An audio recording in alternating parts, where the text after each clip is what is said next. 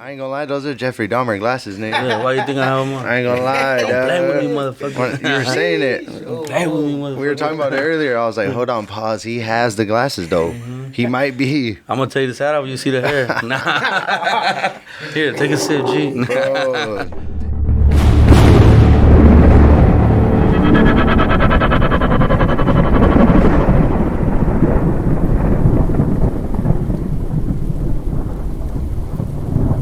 Well, you know what? On that note, this is what we're gonna do.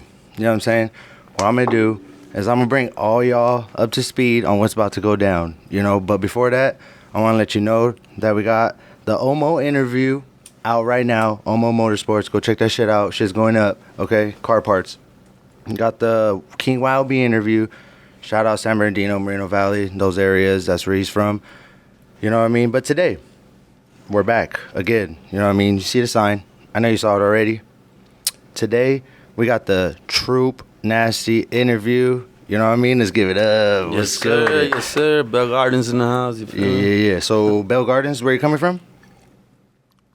Yep. Born and raised in Bell Gardens. All right, Bell Gardens. What? Okay, so what's like Bell Gardens like known for? Like, is it like LA? Gang banging. It's known for gang banging? Yeah, well, it's just 2-mile radius city is a small city.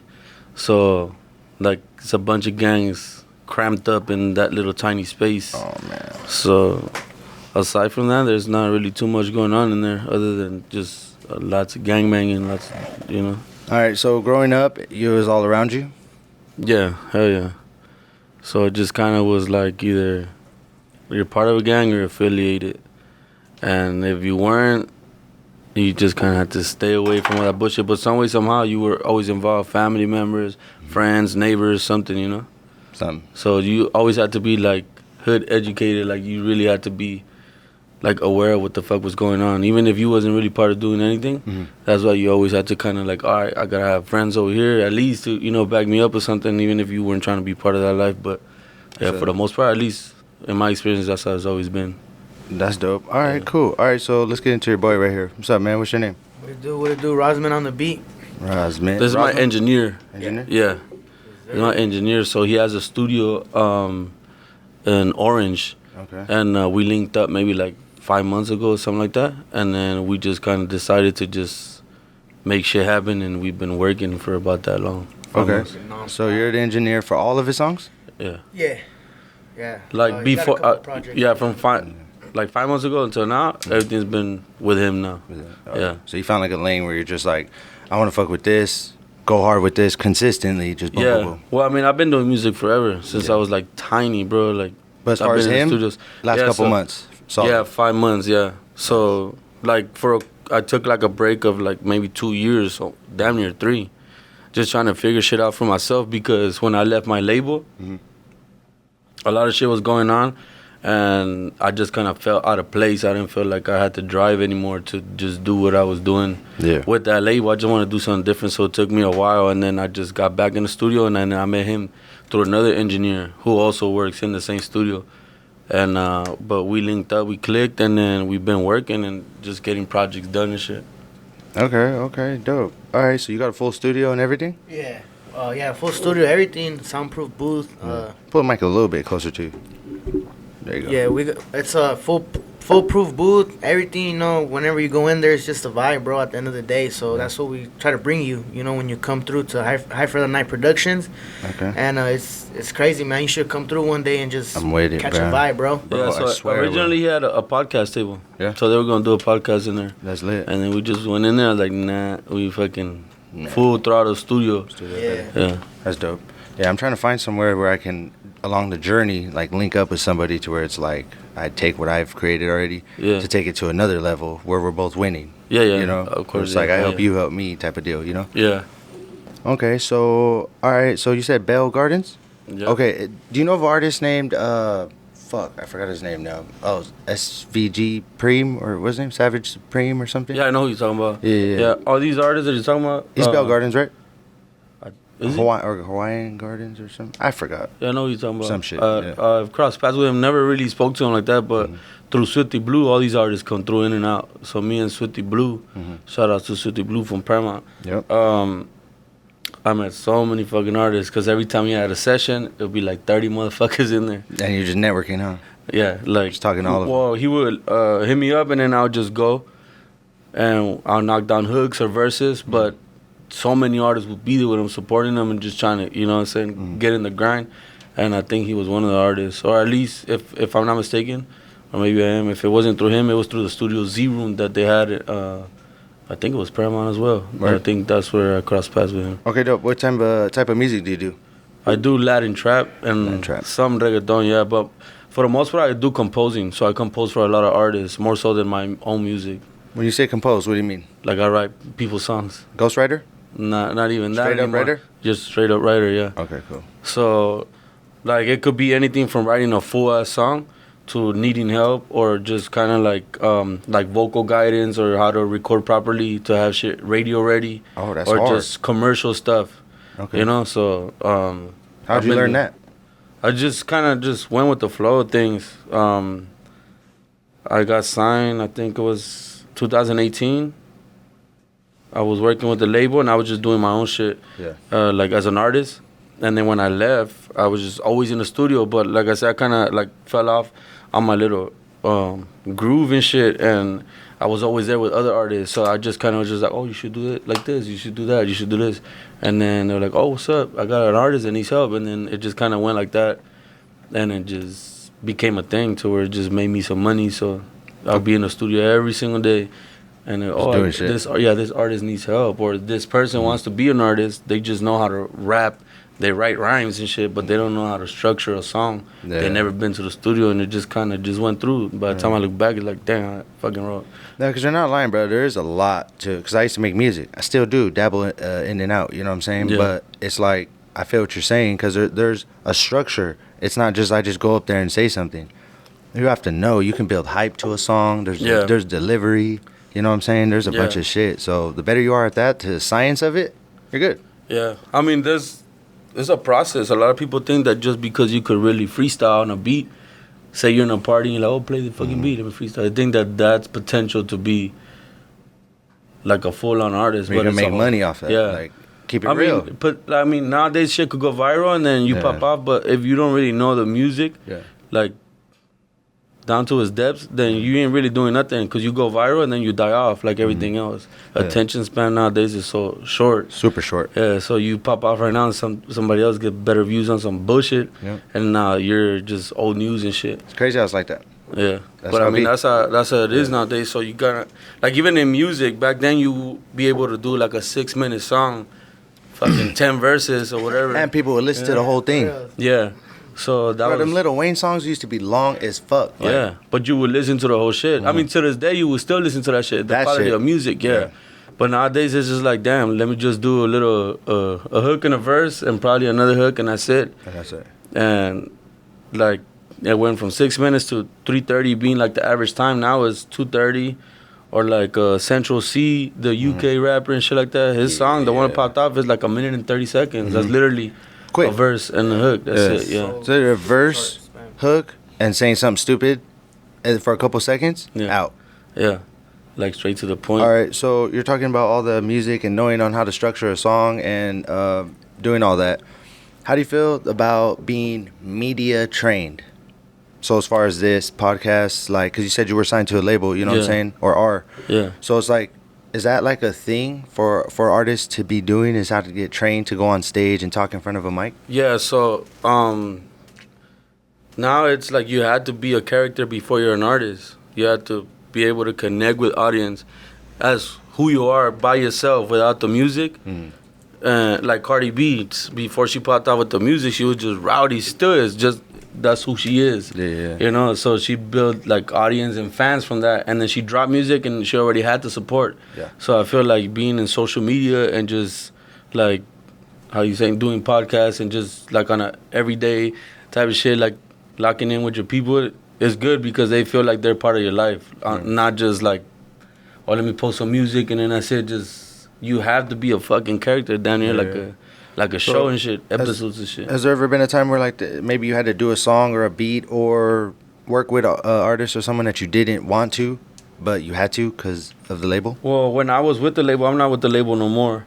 But when I was with the label, I was always like I'm the type of guy that I'm gonna do what the fuck I want to do, and I'll do what I have to do. Like as far as like, all right, if this is gonna get us money or it's gonna exposure, yeah. But I never work with an artist that I don't want to fuck with. Oh, word. Yeah, or like if I meet somebody I for good vibes and then they're like, oh, let's go to the studio and let's work, and it doesn't like it ain't my vibe. I just say it right then and there. Yeah.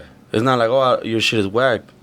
I mean, I just be like, guys, not for me. Yeah, it's just not for me. Like, I'm not really fucking with it. Yeah. So, I mean, I've done a lot of music with artists, and I just, like, if I'm in the studio and there's a bunch of artists, I always tell everybody, just write. Just write. And if you have a good verse, put it on there. But if it's trash, then we could get another song in. But, I mean, I can't, like, there's artists that their music I really don't fuck with, but they might do a fucking sick-ass verse, and the verse just goes dope, so I fuck with that, you know? It's hard, yeah. Yeah, so I don't just be like, I don't really like his music. Hey, if we in the studio, write a verse. Everybody write a verse.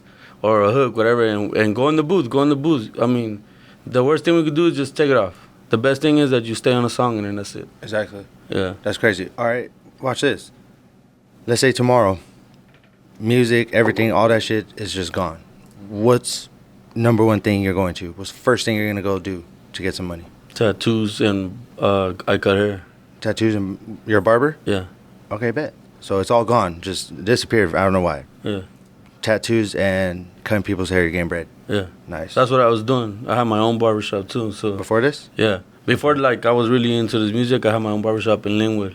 Oh, word. So it's just, I never really had like a regular job. What would you say a regular job? So I don't even know what the minimum wage like is. Like a 9 to 5? Yeah. Never been that type of guy? Like, I've done like, say if I really need money and I ain't trying to fucking move shit anymore or do whatever, then yeah, I'll get like a little agency job real quick to get a regular paycheck. But I never fucking had like a regular job to where like, oh, that's what like a career. I'm trying to be a manager somewhere, like that type of shit. I can't do that. Because every time that I was ever in that situation in my younger days, I just looked at people like, damn, he's here because he ain't got no papers. That motherfucker's here because he ain't got no oficios, you know? He don't have no, like gifts or like talents or anything. So they're just here, like, because they have no choice. I could be doing something else. So why the fuck am I here? Because I'm fucking not pursuing my dreams type shit. And then I would just like, fuck this job and I'll just leave. I'm out of here. This ain't going for me. Yeah. That's funny.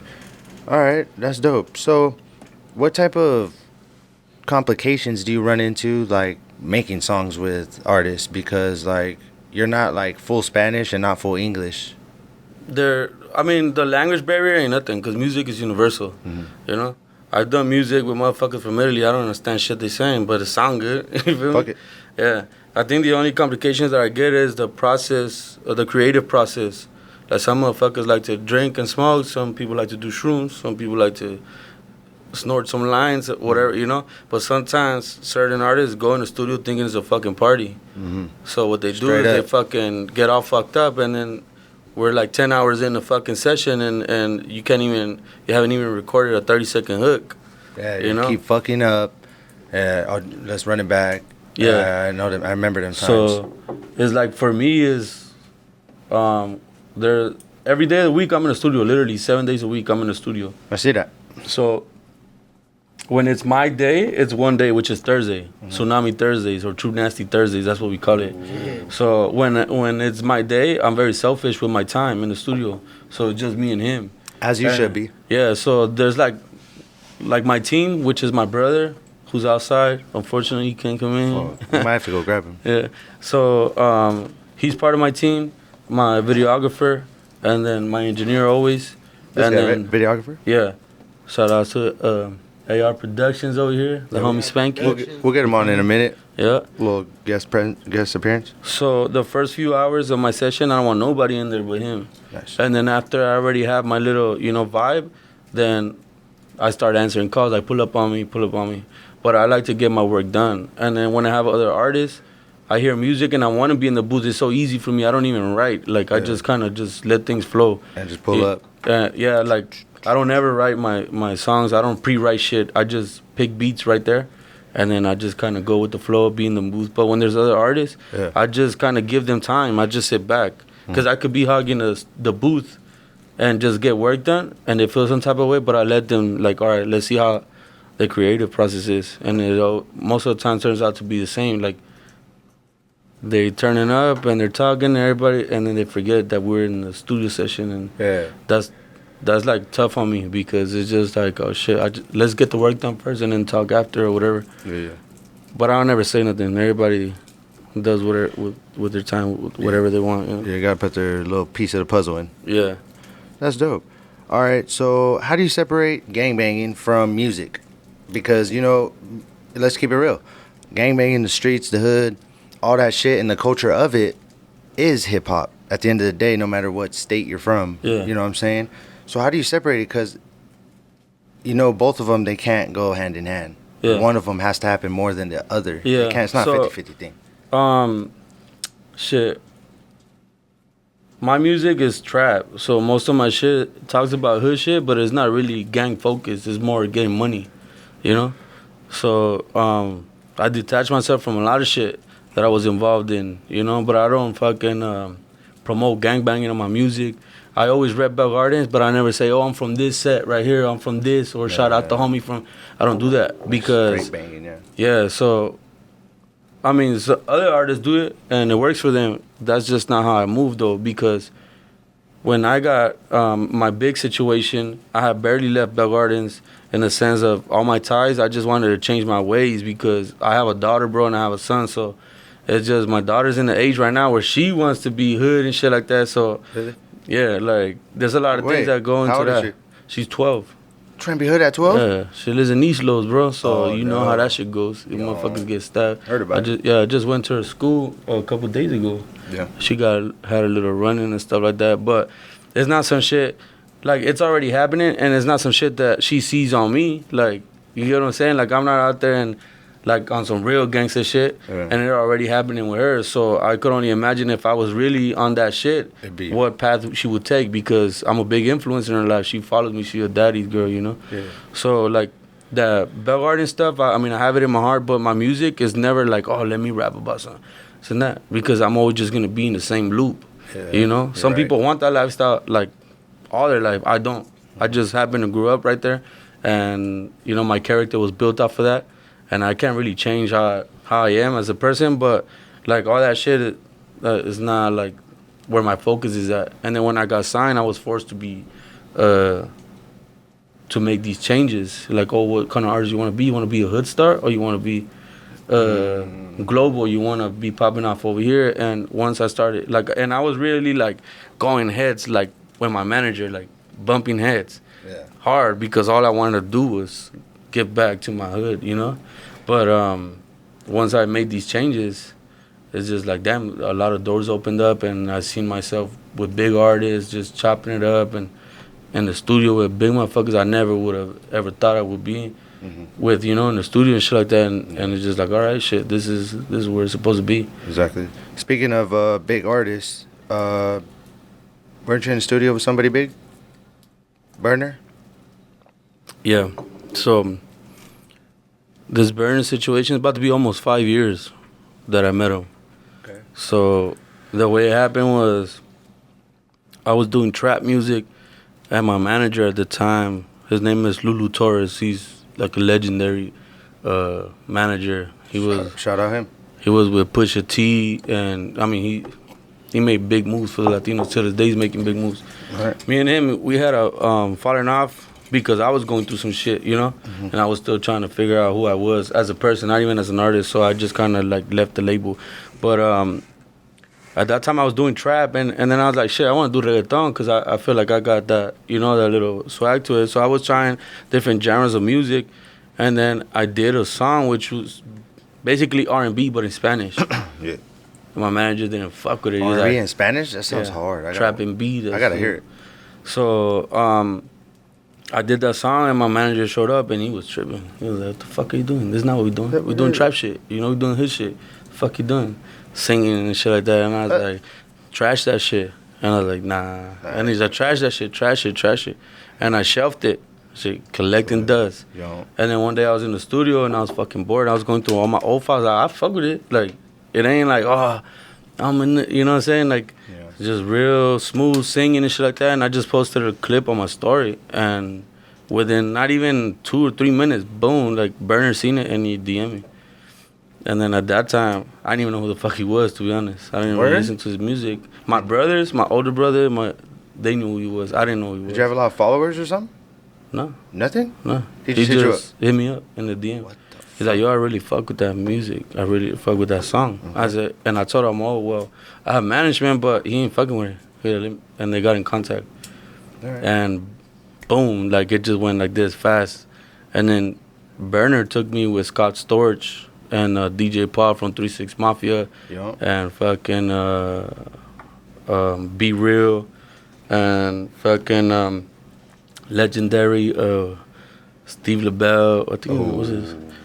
And we working and shit like that. We was in the studio and they were listening to my songs, my other music, and we did that song together. And we built a connection. So he gave me a lot of tips in his music stuff, and he invested by himself. He's like, I fuck with it. This is my first like Mexican song, because he's Mexican Italian. He never touched bass with his Mexican side. What, for real? Yeah. And then it was number 67 on the top 200 billboards. Like within minutes that it dropped. The song is called Mentiras. Oh yeah. That's what you said. Yeah, that's dope, bro. That's a good song too, right there. That's your heart? Yeah, that's a good You song. did it? No. This was way before I met him. Yeah. All right, bro. So I have a question. So I was hearing someone talk about it, and I wanted to bring it up. Like, I was talking to a homie about it, and I wanted to talk to you about, you know, like you go to, let's say, riding around LA, riding around any part of California, you're gonna hear like Biggie, right?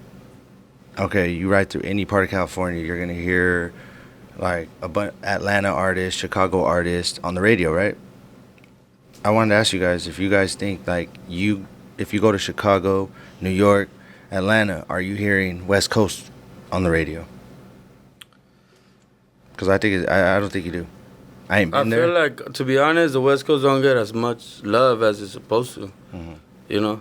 I feel like motherfuckers know about West Coast music, but they just kind of just like, they're very like, yeah. That's and the West shit. Coast, West Coast, they show love to everybody. That's why you hear more of the Chirac shit over here and all the East Coast shit over here, because we fucking take everything in and we fuck with everything. We just fuck with music. But West Coast has this thing where, especially if you come from a hood, it's just like, nah. Like, it's like, I ain't trying to listen. I ain't bumping that. Yeah. But they'll bump some Young Boy or some Lil Durk. Yeah. But they ain't bumping YG. Yeah. And it's same, but different. You know what I mean? Yeah. But different. He's saying But different. You know that's right. Yeah. That's funny. No, yeah, but yeah, they need to stop hating like that. You know what I'm saying? Hey, but we're not making it any better with everybody dying and shit. Yeah, but you see, they Everybody don't fuck with getting LA, but LA don't fuck with you either. You come over here, you get fucking dealt with real quick. I know, it's fucking obvious now. You know? Yeah, it's showing now all the time. That's the reason why, especially with the Latino music that comes from the gang environment, they don't fuck with it like that. You know, like, I'm talking about the Latino shit, they don't fuck with it like that, because that's real, like, real shit right there, you know? And there's a lot of politics that go involved that people don't ever want to touch, you know? So that's why they just like, we fuck with it, but it stays right here. Don't go above that. You don't ever hear that shit on radio, you know? Right. Even if the song, it just stays right there. Yep. You know?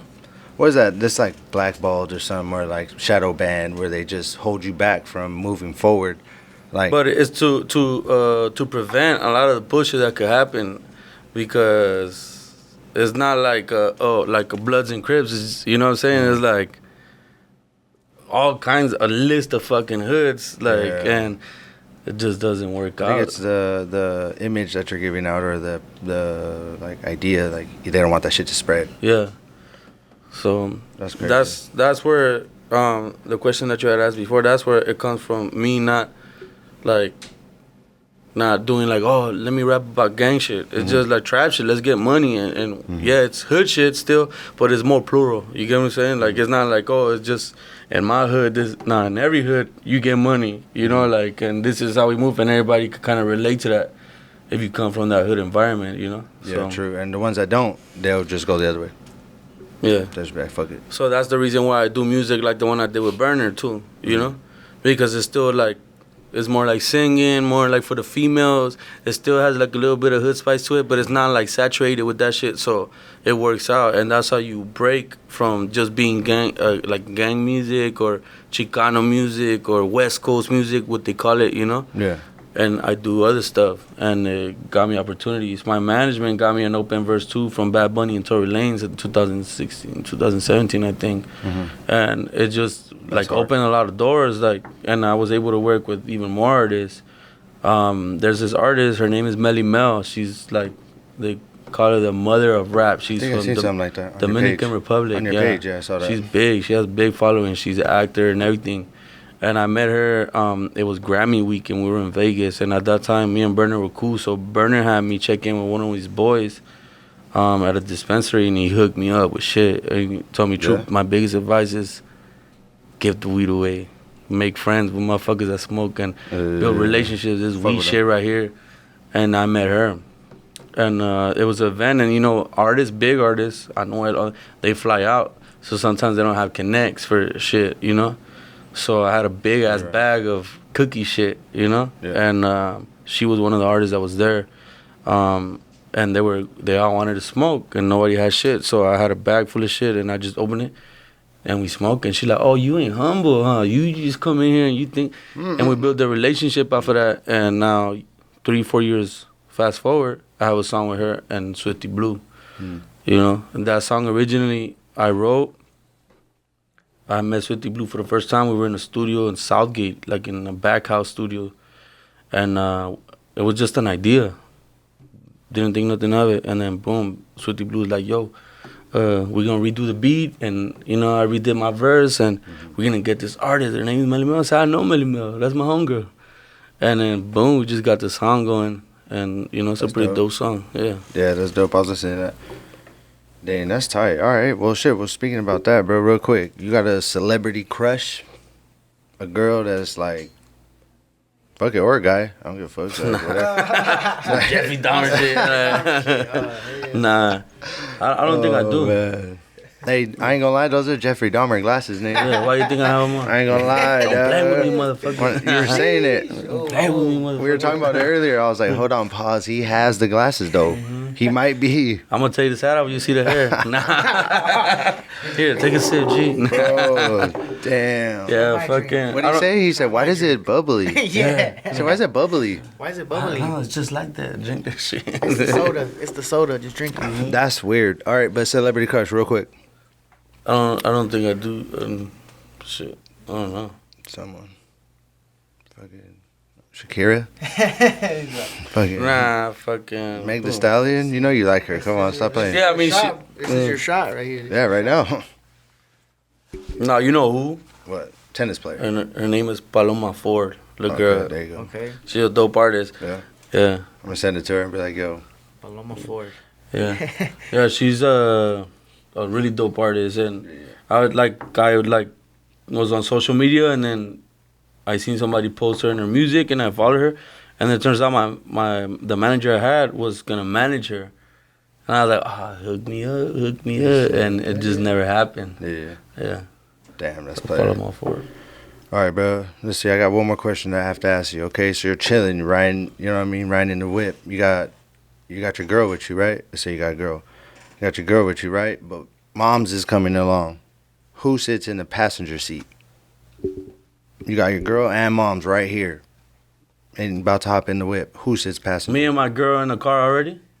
Yeah, already, and you're going to pick up your mom. My mom was sitting in the back. Okay, cool. If it's me and my mom's, then it's just like that. Like if somebody's Whoever's already in the already car, there. I'm not making rearrangements. Oh, nice. Okay. Yeah.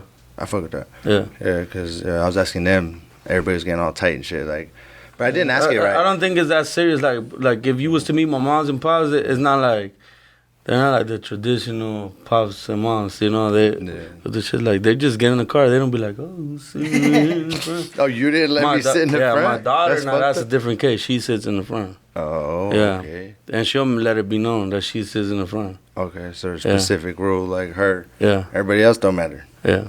Dang, that's way. Not that better. it don't matter. I'm just saying, like, It's like me and you riding the whip and we pick up the homie. Like, hey, fool, hop in the back, please. The homie's gonna go in the front. Like, Yeah. let him drive, actually. Let me go in the passenger. You know what? Fucking, Let's just rearrange everybody. Yeah. Damn, that's Matter of fact, let's switch cars. Fuck it. You know, like. might as well. Phones too. Mm-hmm. That's hilarious. You know? I seen that around though. I think I seen like people ask those type of questions, and it's just, to me, it's just like, Yeah. shit. I mean, whoever's in the car. Now, the real question is if mom's and your girl is in the house and you about to go somewhere, who sits in the front type shit? That would be the real like question. if they're both walking out and nobody's like already nobody's in the car. and all three of you are there, then who sits in the front? What are you talking about? Then? I'm asking you. What the fuck? You see this sign? Yeah, that's fucked You see up. the sign? All right. it had what's your vice, but You feel me? Who's sitting in the front? all right. Look, look. Why you looking over there? I ain't gonna lie. Drive the boat. Who's in You know what? Hold up. All right. Moms. Shout out moms. I ain't gonna lie. No, I ain't gonna lie. I would say moms, but that's only if moms has an issue with it. You know what I'm saying? If moms is like, because I wouldn't be here if it wasn't for moms. So it's like, You taking it too far. Look, it's like this. I'm gonna tell you straight up. If it's me and my girl, yeah. and it's my whip, Yeah. then my mom's just sitting in the back. Okay. Yeah. What about you? I'll probably go with the same thing. I mean, I never really had that problem. Like, you know. Yeah, nobody does. It's just weird when you ask it because it's like nobody thinks about it. We just go in the fucking car and we just go and it's not weird. Yeah, usually I never really drive. I'm always passenger because I'm always smoking. Relax. You seen the truck I came in? Fuck. Hey, he ain't lying. This dude had a big ass truck.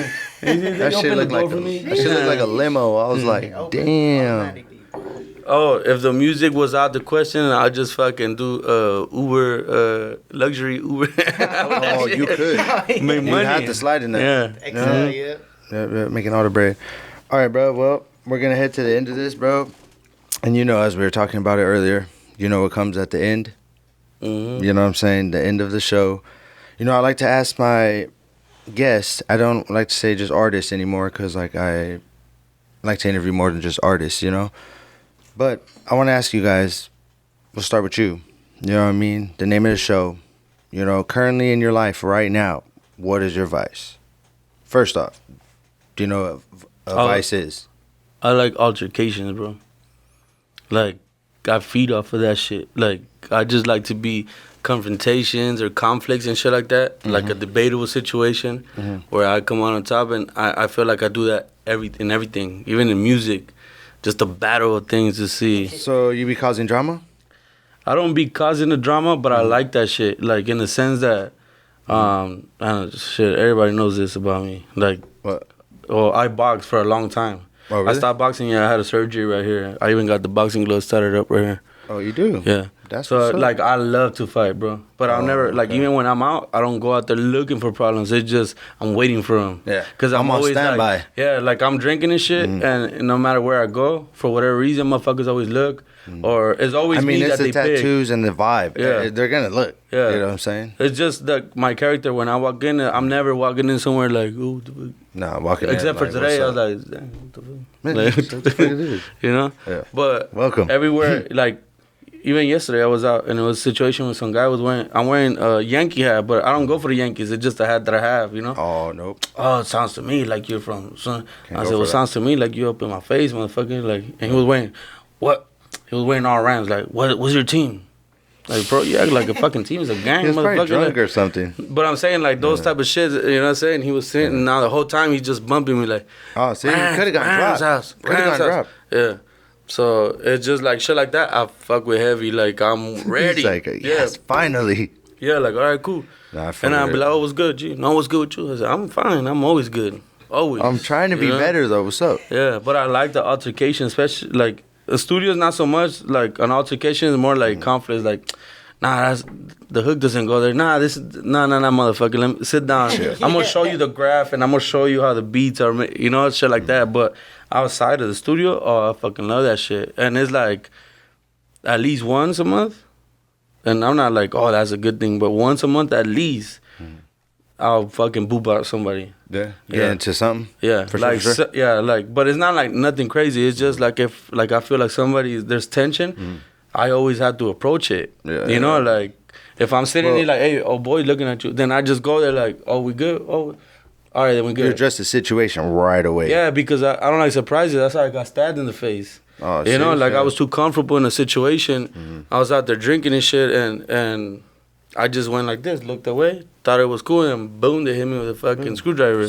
Oh, Yeah, so that's how I got this shit right here. damn. So ever I see since, it's just like I approach it. Like I don't like surprises. Motherfuckers are always sneaky, and it's usually the ones that don't even scrap. The ones that always got a little something. Those are the ones that be Sneaky, looking for shit. So when I approach a situation, I'm looking at your body language and your behavior. So if there's an altercation, there's no point to argue because we're not arguing or talking to solve something. It's already an argument. Like you don't fuck with me. Yeah, there's Cool. a barrier. Yeah. I was like, I don't fuck with you either, but I'm not staring you down, breaking my neck to see, because that's you're looking for something. So then when I approach you, it's already said and done. Like, what we doing, here or outside? That's basically the body language. Right Like, to it. so I see any movement and boom, I just crack somebody and then that's it. So you said you kind of like enjoy like altercations, and so you feel that will that hold you back in music?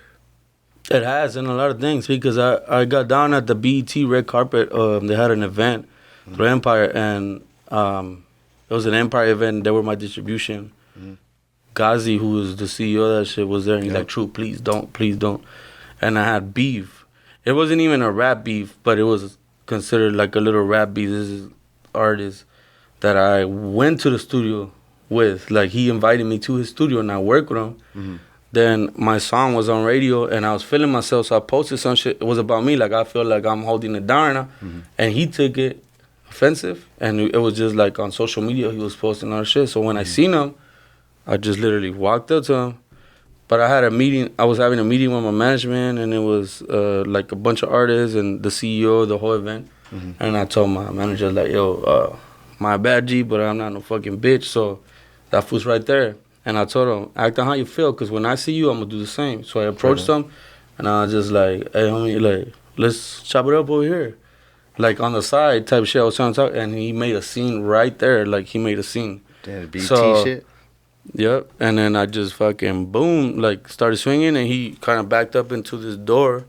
And the CEO of the distribution was right in the middle, and he was telling me, "Truth, don't it?" And I was already zoned out. So Yeah, ready to drop somebody. and that fucked up a lot of the opportunities that I had in that moment. That was right before the song, "My Bitch Go Loco," Go Loco. Yeah. And it was through that distribution. So like, that's something that I wanted to get involved with, and it didn't happen that way because of the altercations. And then what came after was just good and bad though, because Swifty Blue, I had met him, and he kind of just gave me the cold shoulder when I first met him. And then when he heard what happened in that situation, he reached out to me. He's like, "Oh, I didn't know you was a old boy that did that right there." And then from there, our relationship and like our friendship that we have now was because of that, really. And we have a lot of music. I have like probably like 2 projects with him pending. We dropped 2 singles, and we have like a lot of music, and we keep in touch. Especially right now, he's all viral and shit. We still tap in with each other, but it's not some shit where His name is everywhere right now. yeah. But it was also through that. So bad things happen and good things happen, you know? True that. You're in line. All right, so your advice was the The altercations, you know what I'm saying? What's yours real quick? Shit, I don't even know. I probably gotta say the weed, man. The weed? Yeah, Pause. the weed. So, like, you smoke too much? Sometimes either I smoke too much or I get too much, but you know, it's a love and hate relationship. That's the way I see it, you know. Yeah. It's my source of income for one, you know, my little pocket money, but other than that, it's also my habit. He said, fuck, I just like to smoke. You know what I'm saying? Yeah. It's not too bad. That's not too much of Not an too advice. bad. Yeah. That's up. All right, well, shit. Check it out, bro. We said a lot of shit today, you know what I'm saying? We got to know a little bit more about Troopnastyy, 2 Ys. Yes, sir. You know what I'm saying? And don't forget he has the Dahmers on. So Not no more. look out for him. You know what I'm saying? Look out for him for sure, for Stop sure. it. You know, if he offers you a drink, Take it. This will take it. that's Yeah. crazy. Right. All right, y'all. Hey, let them know where they can find you at. Try that one. What's the camera here? All my social medias are Troopnastyy. Pull the with mic to 2 you. Ys. Just pull it to you. Yeah, Troopnastyy everywhere. Well, really, I just use Instagram, but Snapchat, Twitter, Facebook, whatever, is the same shit. Troopnastyy with 2 Ys. Troopnastyy. All Yes, right, sir. bro. What about you at the studio? Rosman on the beat, 2 Z's. And that's where you can find me pretty much. Everything Rosman. Yeah. All right, bet. Hey, check it out. Thanks for coming, bruh. Pretty cool. You know what I'm saying? Getting to know like people from different areas and, you know, seeing similarities and differences and, you know what I mean? Just everybody that has a craft and they want to do something in life with it, you know? Yes, sir. I want to say thank you for that, driving over here in a big-ass XL limo. I'll holler at y'all next time, y'all. Yeah, you had the VIP parking, so Hey, I hollered at you. Yeah, You feel me? Nah, and I was thinking about that too. I was thinking about that too on the way over here. I was like, "Fuck, where's this shit gonna fit?" Because even on some regular shit, that shit needs 2 parkings. Yeah, and shit, that's what I do. You know. Yeah. Thanks for coming, bro. Hey, this was your advice. See y'all later. Feel me?